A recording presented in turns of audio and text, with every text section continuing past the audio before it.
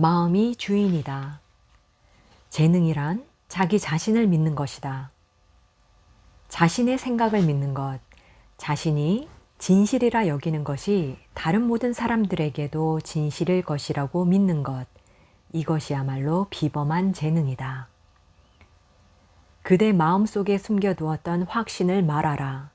그러면 그 말은 보편적인 의미를 가질 것이다. 그대 마음속에만 있던 것이 때가 되면 겉으로 드러나고 그대가 처음에 가졌던 생각이 결국에는 마지막 심판을 알리는 나팔 소리와 함께 다시 그대에게로 돌아올 것이다. 우리가 모세나 플라톤, 밀턴을 높이 평가하는 이유는 그들이 책이나 전통 같은 것을 무시하고 다른 사람이 아니라 자기 자신의 생각을 말했기 때문이다. 진정으로 위대한 사람은 나의 재능이 아무리 하찮고 보잘것없어도 나는 지금 이렇게 존재하고 있다.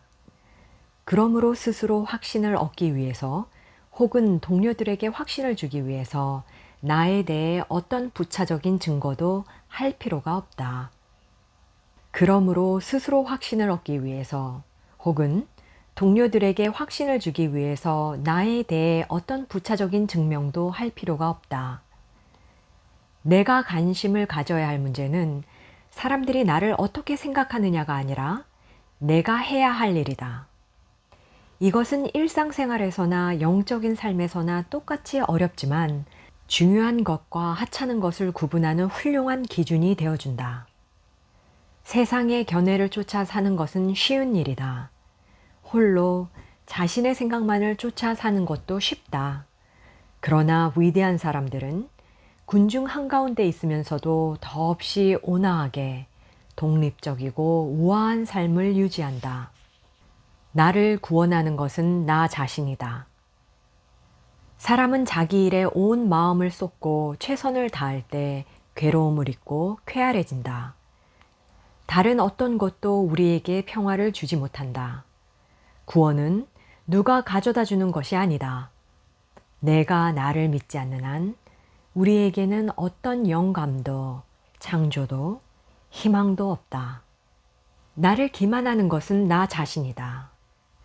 우리는 다른 사람에게 기만당할지도 모른다는 어리석은 생각에 사로잡혀 평생을 괴로워한다. 그러나 우리 자신에게 기만당하면 당했지, 타인에게 기만당하는 일은 없다. 그것은 어떤 물건이 존재하면서 동시에 존재하지 않을 수 없는 것과 같은 이치이다. 위대한 영혼은 모두 오해를 받는다. 어리석은 일관성은 좁은 정신에서 나오는 헛개비 같은 것이다. 소심한 정치가와 철학자, 신학자들이나 이런 헛개비를 중요하게 생각한다. 위대한 영혼에게 어리석은 일관성은 아무 의미도 없다. 그것에 얽매이느니 벽에 어른거리는 자신의 그림자에 신경 쓰는 게 더 나을 것이다. 오늘 생각한 것을 오늘 분명하게 말하라. 그리고 내일은 내일 생각한 것을 분명하게 말하라. 오늘 한 말과 모순될지라도 그렇게 하라. 그러면 오해를 받을 게 분명하다고? 그런데 오해를 받는 게 그렇게 안 좋은 일인가? 피타고라스, 소크라테스, 예수, 루터, 코페르니쿠스, 갈릴레오, 뉴턴은 모두 오해를 받았다.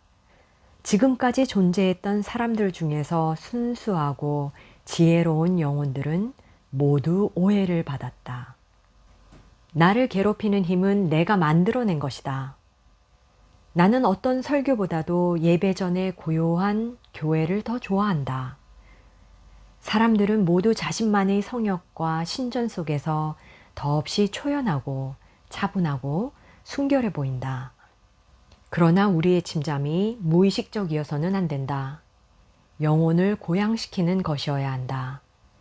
우리가 자신만의 성역에 있으려고 할 때 때때로 온 세상이 짜고 시시한 일로 우리를 괴롭히려는 것처럼 느껴지기도 한다. 친구나 고객, 자식, 병, 두려움, 결핍 등이 우리의 방문을 두드리면서 밖으로 나와서 우리 편에 들어와 하고 말하는 것 같다. 그러나 그 유혹에 넘어가지 말고 자신의 자리를 지켜라. 그들이 나를 괴롭힐 수 있는 이유는 나의 나약한 호기심이 그들에게 힘을 주었기 때문이다. 누구도 나의 행위를 통하지 않고는 내게 영향을 미칠 수 없다. 그대 자신으로 살아라. 나는 부모를 복양하고 가족의 생계를 유지하고 한 사람의 충실한 남편이 되고자 노력할 것이다.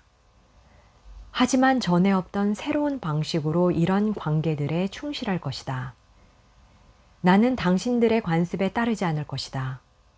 나는 나 자신이 될 것이다. 나는 당신들을 위해서 더 이상 나 자신을 길들일 수 없고 당신들도 그렇게 할 수 없다. 당신들이 나를 있는 그대로 사랑한다면 우리는 더욱 행복할 수 있을 것이다. 그러나 당신들이 그럴 수 없다 해도 나는 당신들이 마땅히 그렇게 하도록 변함없이 노력할 것이다. 나는 내가 싫어하는 것이나 좋아하는 것도 숨기지 않을 것이다. 나는 내 마음 깊은 곳에 성스러움이 숨어 있다고 믿는다. 그러므로 내 안에 나를 기쁘게 하는 것이 있을 때마다, 가슴이 식히는 일이 있을 때마다 그것이 무엇이든 맹세코 열심히 할 것이다. 당신이 고귀하다면 난 당신을 사랑할 것이고, 그렇지 않더라도 위선적인 애정으로 그대와 나에게 상처를 주지는 않을 것이다. 당신이 진실하기는 해도 나와 같은 진리를 품고 있지 않다면 당신 자신의 친구를 찾아가라. 나는 내 자신의 친구를 찾을 것이다. 이것은 이기심이 아니라 겸허하고 진실한 마음에서 하는 말이다.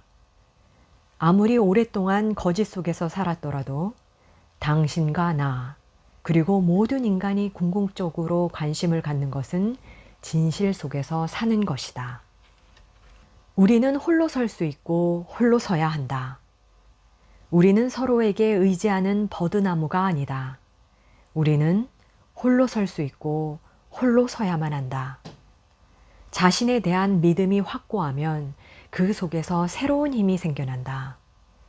우리는 신의 말씀을 대변하는 존재이며 세상의 갈등을 해소하기 위해 태어났다.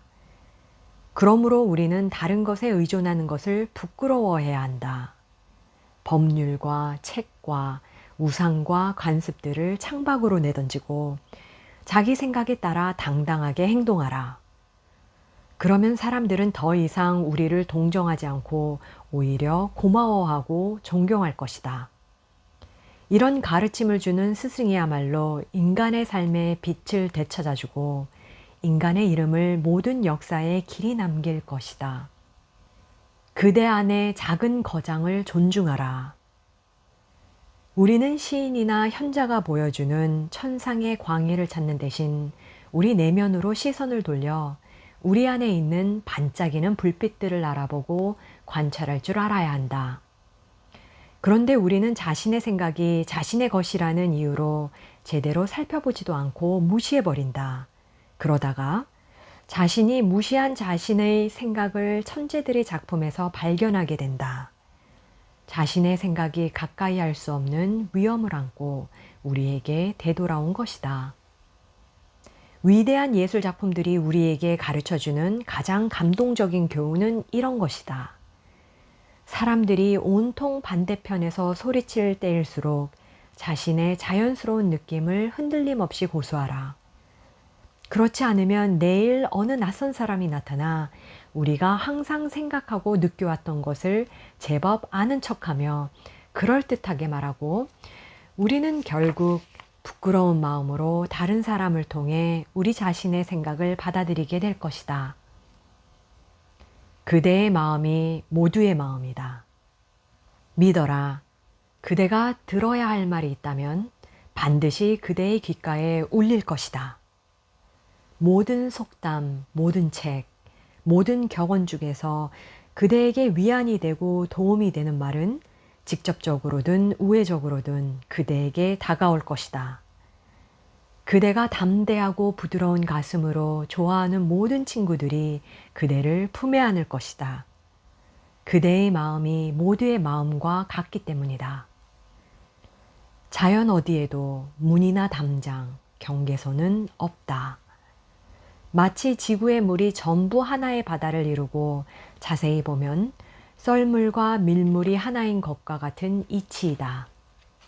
스스로 주인이 되는 길. 인간의 일반적인 삶의 동기를 버리고 스스로 주인이 되고자 하는 바람은 자기 안에 진실로 신과 같은 자질을 가지고 있어야 한다.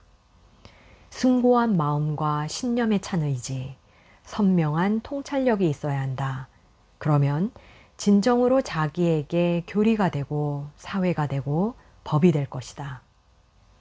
다른 사람들에게 세상의 보편적인 법칙이 그렇듯 이런 사람에게는 자신만의 소박한 목적이 강력한 힘을 발휘할 것이다. 공부가 주는 몇 가지 깨달음. 공부를 해나가다 보면 누구나 한 번은 이런 확신이 들 때가 있다. 질투는 무지의 결과이고 모방은 자살행위이며 좋든 싫든 자신에게 주어진 몫은 자기 스스로 해결해야 한다는 것이다. 광활한 우주가 좋은 것들로 가득 차 있어도 자신에게 맡겨진 땅 한 떼기를 스스로 애써 경작하지 않으면 곡식 한 알도 얻을 수 없다. 우리 안에 깃들어 있는 힘은 완전히 새로운 것이다. 따라서 우리가 이 힘으로 무엇을 할 수 있을지는 우리 자신 말고 아무도 알 수 없고 우리도 시도해보기 전에는 알 수 없다. 그대의 진짜 운명을 받아들여라. 자기 자신을 믿어라. 그러면 그대 마음속에 단단한 현이 모든 사람의 가슴을 울릴 것이다.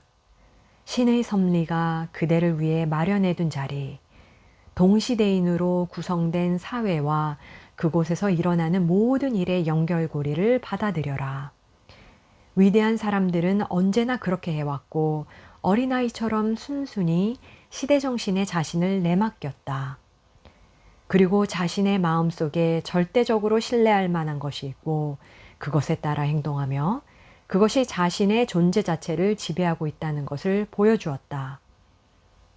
우리도 가장 고차원적인 정신으로 그와 같은 초월적인 운명을 받아들여야 한다.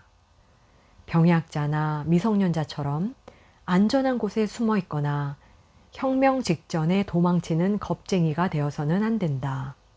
신의 의지에 따라 혼돈과 암흑을 무찌르러 진격하는 지도자이자 구원자, 베푸는 자가 되어야 한다. 무시할 수 없는 사람. 아무런 욕심이 없는 소년들은 어떤 일에서든 말이나 행동으로 다른 사람의 비위를 맞추는 것을 혐오한다. 스스로 당당한 왕처럼 이들이 지닌 태어남은 인간 본성이 지닌 건전한 태도를 잘 보여준다. 거실에 있는 소녀는 극장에 앉아있는 관객과 같다. 그는 주위의 사람들과 벌어지는 일들을 독립적인 시각으로 부담 없이 바라보며 즉석에서 간단 명료하게 좋다, 나쁘다, 재미있다, 멍청하다, 멋지다, 짜증난다 라는 식으로 평가한다. 결과나 이해에 전혀 구애받지 않고 자주적으로 진실한 평가를 내린다. 소년들은 우리의 눈치를 보지 않는다. 우리가 그들의 눈치를 본다.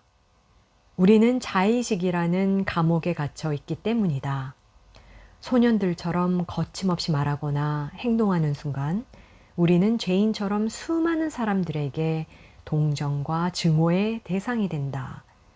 이로 인해 다른 사람들의 감정과 시선을 고려하지 않을 수 없게 된다. 우리가 다시 소년다운 무심한 상태를 회복할 수 있다면, 그래서 모든 약속에서 자유롭고 다른 사람들의 시선에 흔들리지 않고 편견, 돈, 위압에도 굴하지 않고 순진무구함을 유지할 수 있다면, 그러면 우리는 언제나 무시할 수 없는 존재가 될 것이다. 먼저 그대 자신에게 정직하라. 사회는 일종의 주식회사와 같다. 사회 구성원들은 자신의 빵을 좀 더 확실히 보장받는 대가로 자신의 자유와 문화를 포기하는 것에 동의한다. 이런 사회가 가장 많이 요구하는 덕목은 영합이고 자기 믿음은 혐오의 대상이 된다. 이런 사회는 본질과 창조성이 아니라 명목과 관습을 좋아한다. 참다운 인간이 되고자 하는 사람은 누구나 영합을 거부해야 한다. 영원한 승리를 구하는 자는 이름뿐인 선에 흔들리지 말고 그것이 진정으로 선인지 따져보아야 한다. 궁극적으로 신성한 것은 자기 자신에게 정직한 것이다. 먼저 그대 자신에게 결백을 선언하라. 그러면 세상이 그대를 인정할 것이다. 자신의 생각에 따라 행동하라. 여러 다양한 행위도 그때그때 정직하고 자연스럽게 이루어졌다면 그 속에는 하나의 동일성이 있다.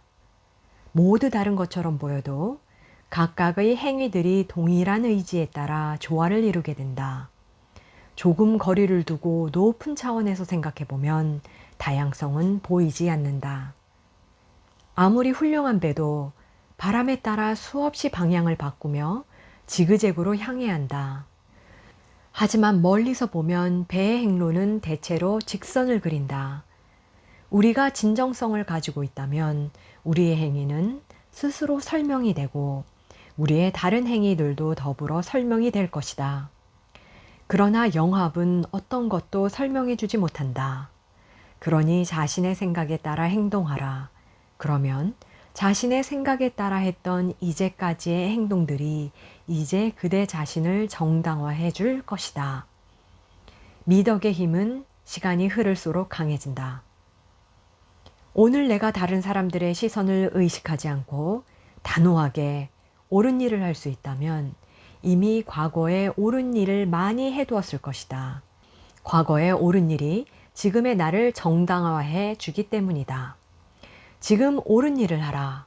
겉으로 드러나는 것은 무시하라. 그러면 앞으로도 언제나 그렇게 행동할 수 있다. 품성의 힘은 누적되는 것이다. 과거에 한 모든 이로운 일은 오늘에도 영향을 미친다. 존경받는 전쟁 영웅들이 지닌 위엄은 대체 어디에서 나오는 것일까? 그것은 과거 그들이 성취한 위대한 승리의 기억에서 비롯된다. 그 기억들이 한데 뭉쳐져서 그들에게 누구도 넘볼 수 없는 빛을 퍼붓는 것이다. 우리는 누구나 세상의 주인공이다. 술에 취해 거리에서 잠들어 있던 주정뱅이를 사람들이 공작의 집으로 데리고 가서 깨끗이 씻기고 새 옷으로 갈아입힌 다음 공작의 침대에 눕혔다. 그리고 그가 깨어났을 때 공작을 대하듯 극진히 모셨다.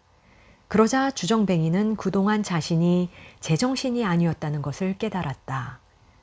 이 이야기가 인기를 끄는 이유는 주정뱅이가 인간의 상태를 상징하기 때문이다. 요컨대 우리는 이 세상에서 일종의 주정뱅이처럼 산다.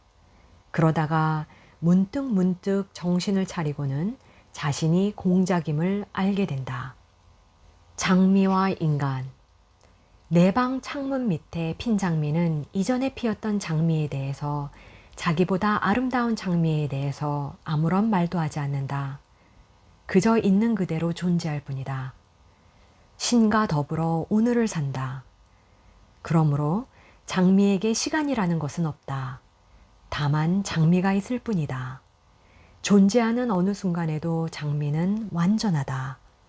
잎눈이 트기 전에 이미 장미의 온 생명이 활동한다. 꽃이 만개한다고 더 많은 생명이 활동하는 것도 아니고 잎이 다 떨어지고 뿌리만 남는다고 그 활동이 줄어드는 것도 아니다.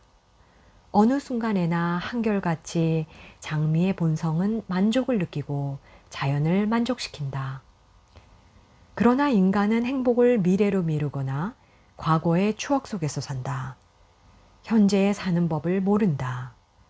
과거를 돌아보며 슬퍼하고 지금 자신을 애워싼 풍요에서 눈을 돌리고 발꿈치를 지켜 세운 채 미래를 내다본다.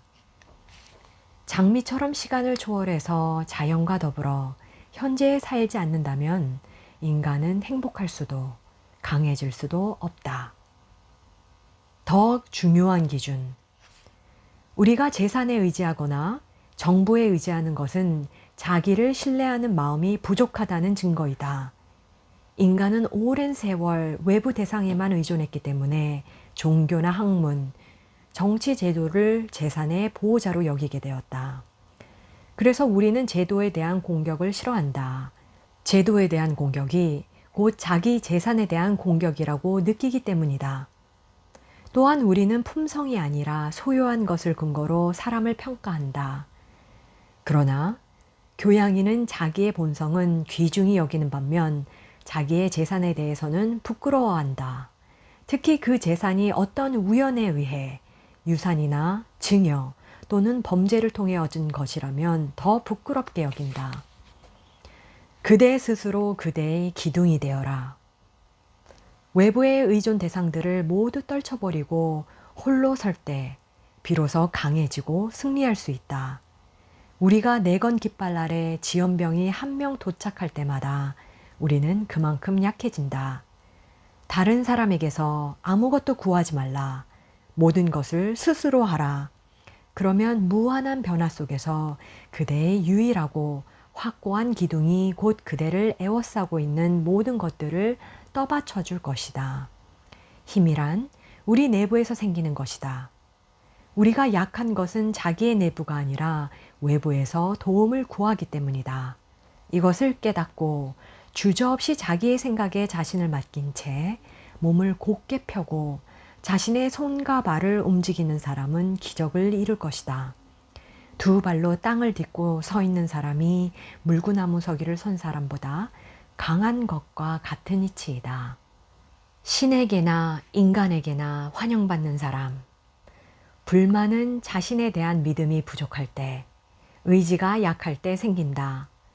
후회나 미련으로 재난에 빠진 자를 구할 수 있다면 얼마든지 그렇게 하라. 그러나 그럴 수 없다면 차라리 그대 자신의 일에 열중하라. 그러면 불행은 사라지기 시작한다. 동정도 마찬가지이다. 울고 있는 사람을 보면 우리는 어리석게도 그를 돕는답시고 그에게 다가가 함께 운다. 그에게 감동적인 자극을 주어서 진실과 건강한 정신을 일깨워주고 그가 다시 한번 자신의 이성과 소통하게 해줄 생각은 하지 않고 말이다. 행운의 비밀은 우리 손 안에 있다. 스스로를 돕는 사람은 신에게서나 인간에게서나 영원히 환영받는다. 그에게는 모든 문이 활짝 열려 있다. 모두가 그에게 환영의 말을 던지고 모든 영예를 주며 모든 사람이 부러운 눈으로 그를 쳐다본다. 세계는 그대를 위해 존재한다. 모든 영혼은 스스로 하나의 집을 짓고 자신의 집 저편에 하나의 세계를, 세계 저편에 하나의 천국을 구축한다. 그러므로 세계가 그대를 위해 존재함을 알라. 우리는 대체 어떤 존재인가? 우리가 알 수 있는 건 오직 이것뿐이다. 아담이 가졌던 모든 것, 시저가 했던 모든 일을 우리도 가질 수 있고 할 수 있다. 아담은 하늘과 땅을 자신의 집이라 하고 시저는 로마를 자신의 집이라고 했다. 그대는 작은 구두방이나 100에이커의 경작지 혹은 책으로 둘러싸인 다락방을 그대의 집이라 부를 것이다.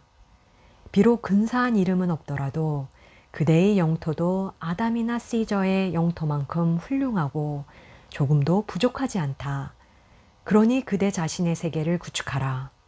그대의 마음속에서 일어나는 순수한 생각에 그대의 삶을 맞추는 순간 그대의 세계가 드넓게 펼쳐질 것이다.